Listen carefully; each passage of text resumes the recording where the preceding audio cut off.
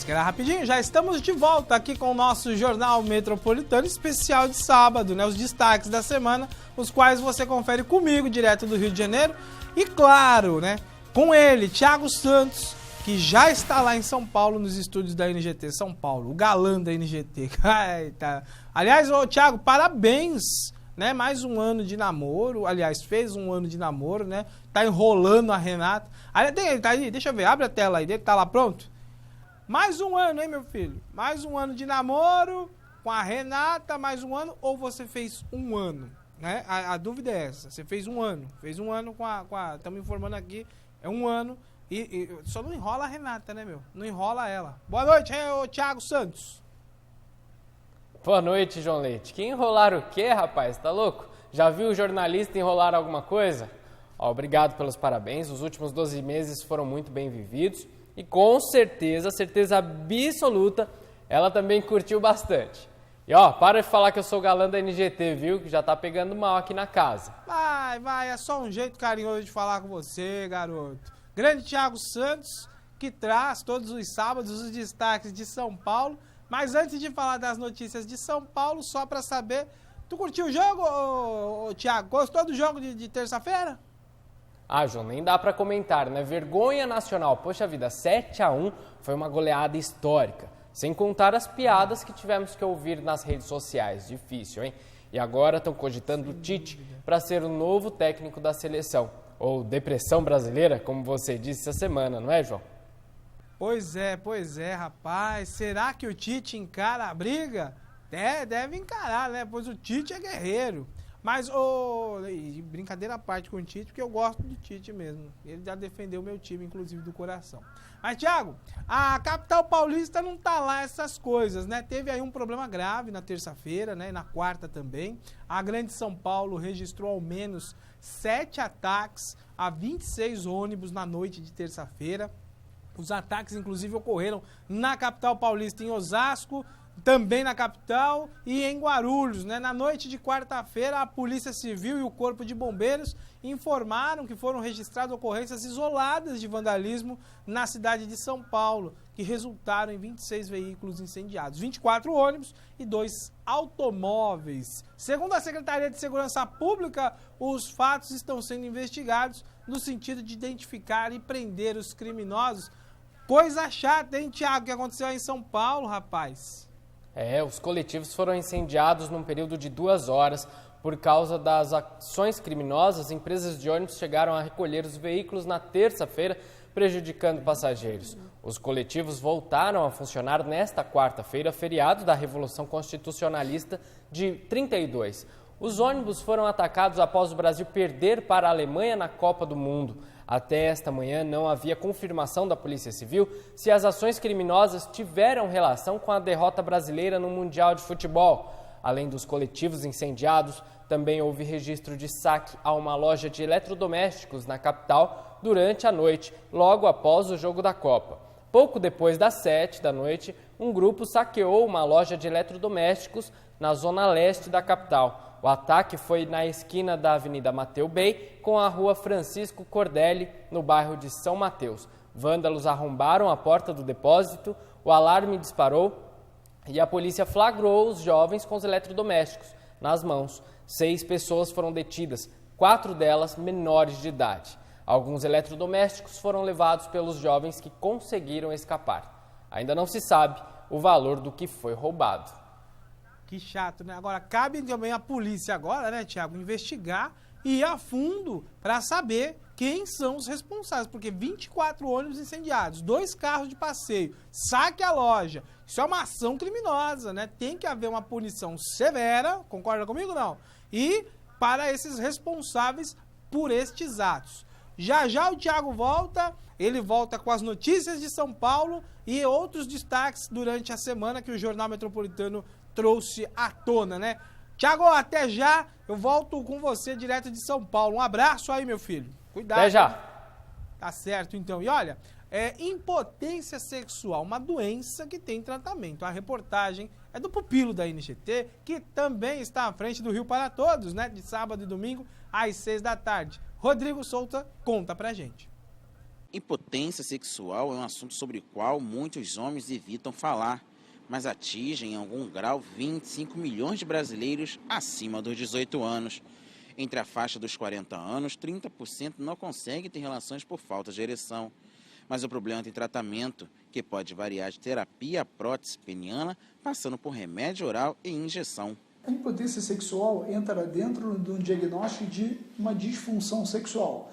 A disfunção sexual, quando o paciente chega até a gente queixando de alguma queixa do ponto de vista sexual, não só a impotência, a não ereção, compreende disfunção sexual. É quando o paciente não consegue atingir a ereção, tem perda da ereção e não consegue ter toda a incursão do ato sexual. A disfunção erétil está relacionada, na verdade, com diversos motivos. Ela tem um motivo fisiológico. Cada vez que a gente vai ficando mais idoso, a gente tem riscos de piora da qualidade da ereção. É algo natural que vai acontecer. É importante diferenciar quando há uma falha eventual, motivada por fatores específicos, de quando o problema requer o acompanhamento médico.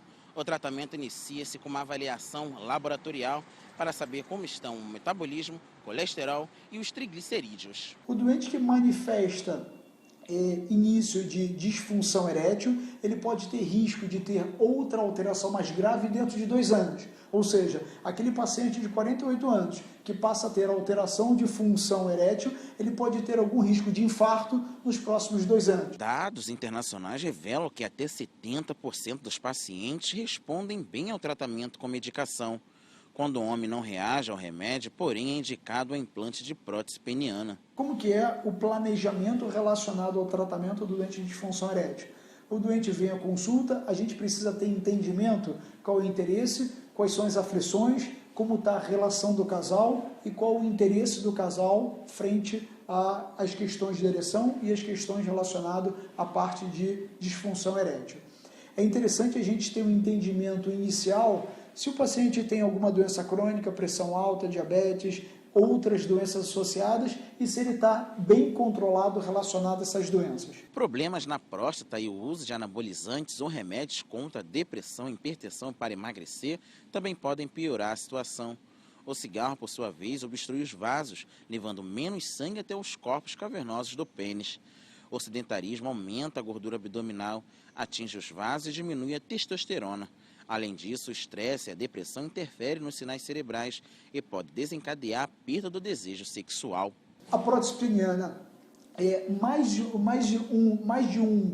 um artifício de tratamento do doente que tem disfunção erétil, que precisa tratar as causas bases, pode fazer terapia medicamentosa oral, medicamento intracavernoso. Se o doente passou por todas essas etapas e não teve nenhuma resposta, é um doente candidato à prótese peniana. E agora um alerta. Atenção, meus amigos do Rio de Janeiro. O INCA precisa de doadores de sangue. Durante o Mundial, as pessoas deixaram de fazer suas doações. A Beatriz de Paula tem um recado e pede a sua ajuda. Doe sangue, doe vida. Põe no ar. O INCA registrou uma queda de 50% nos estoques de sangue devido ao baixo comparecimento de doadores ao hospital no período de Copa do Mundo. O Instituto faz até o dia 5 de julho uma campanha para normalizar os níveis de doação de sangue durante o Mundial de Futebol. Normalmente, 50 pessoas doam sangue diariamente, quando o ideal seria 80. Na Copa, este número caiu para 25. O INCA faz anualmente cerca de 90 transplantes de medula óssea, 8.500 cirurgias e 42.000 atendimentos em quimioterapia e 73.000 atendimentos em radioterapia. Para que estes procedimentos sejam efetuados, o Instituto precisa fazer mais de 3.000 transfusões de sangue por mês. Podem doar sangue pessoas entre 16 a 69 anos com mais de 50 quilos. Não é necessário estar de jejum, mas evitar alimentos gordurosos 3 horas que antecedem a doação. Do Rio de Janeiro, Beatriz de Paula para o Jornal Metropolitano. O assunto agora é saúde. Afta. Quem nunca sofreu com ela? Muitas vezes o estresse e a baixa imunidade causam este mal-estar. E a gente fez uma reportagem e desmistifica alguma coisa sobre a afta para você. Põe no ar. Baixa imunidade, estresse, fatores genéticos, deficiências nutricionais e até tensão pré-menstrual, a TPM, podem ser causas de afta na boca. De 10 a 25% da população mundial tem essa feridinha em algum momento da vida. A baixa imunidade, o que acontece? O organismo, na ânsia de se defender contra as bactérias que nos agridem, acaba agredindo o quê? A mucosa oral interna. Em relação ao estresse, o estresse é a mesma coisa. Quando a gente está estressado, a nossa imunidade baixa. Fora também o ressecamento da boca. Na TPM, a mulher passa por uma mudança hormonal, que faz com que facilite a aparição das aftas. Pessoas que ingerem alimentos ácidos, pessoas que usam certos medicamentos como quimioterápicos, favorecem também a aparição das aftas, dessas feridas. Após comer uma fruta ou um alimento ácido, enxague bem a boca. Assim a chance da afta diminui. E a melhor prevenção é a higiene oral e uma boa alimentação, para que o sistema imunológico fique forte. A afta nada mais é que uma pequena inflamação, uma pequena lesão branco-amarelada em volta por uma região vermelha. Nada mais, é algo bem simples, é algo que tende a desaparecer sempre. Não existe tratamento. Como eu falei, ela vai desaparecer. O que existe são alguns paliativos que diminuem, amenizam a dor. 48% das pessoas não fazem nada e esperam a afta passar. Os demais tentam produtos para melhorar. 17% colocam sal e 35% usam remédios. Alimentos ácidos favorecem a aparição das aftas, assim como a falta de certos nutrientes, certos alimentos como ácido fólico, vitamina B12, também favorecem a aparição das aftas. Bicarbonato você usa misturado com a água e utiliza ele como um bochecho, na verdade. Depois cospe, obviamente. Existe também outro tipo de remédio que ajuda a amenizar a afta, que é um corticosteroide. Normalmente se vende nas farmácias com o nome de Oncilon. Ele ajuda bastante mesmo na amenização dessa dor.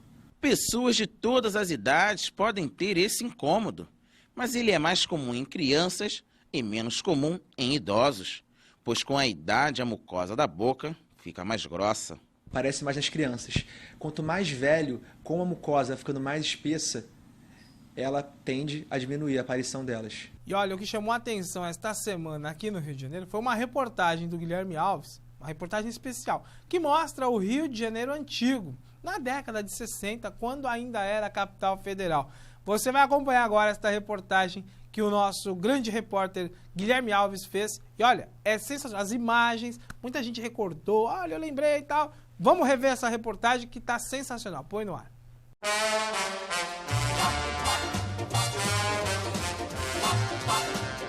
Nos últimos anos, o Rio de Janeiro vive uma transformação constante, seja em sua arquitetura ou na logística da cidade.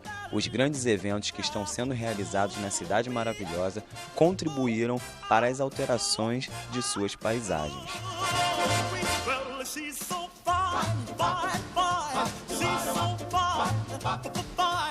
Mas o Rio já foi muito mais diferente do que é hoje. A cidade, que até 1960 era a capital do país, teve e tem até hoje importância histórica para o Brasil.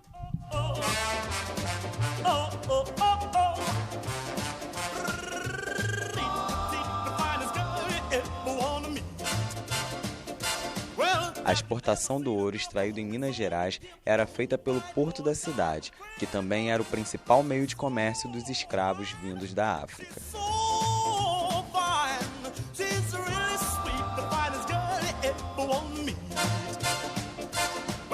A cidade do Rio, que foi a sede da família real no Brasil, foi muito beneficiada com as várias reformas urbanas para abrigar a corte portuguesa.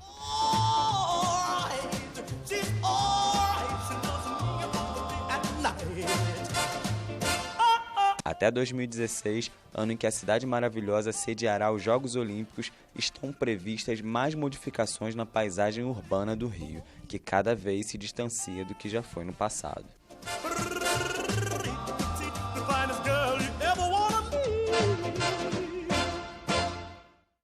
Muito bacana rever, né, imagens, locais do Rio de Janeiro que hoje a gente visita, eles são super modernos e mostrando na década de 60 como tudo era antes, né? Era uma vida mais simples, eu acho que era muito mais bem vivida do que hoje em dia. Mas tudo evolui, né? A gente tem que agora acompanhar a evolução e tentar os resgates deste tempo maravilhoso. Vou fazer um rápido intervalo comercial neste sábado, você curtindo o JM Especial. Daqui a pouco tem informações direto de São Paulo com o Thiago Santos. O intervalo é rápido, 2 minutos menos, e eu volto já.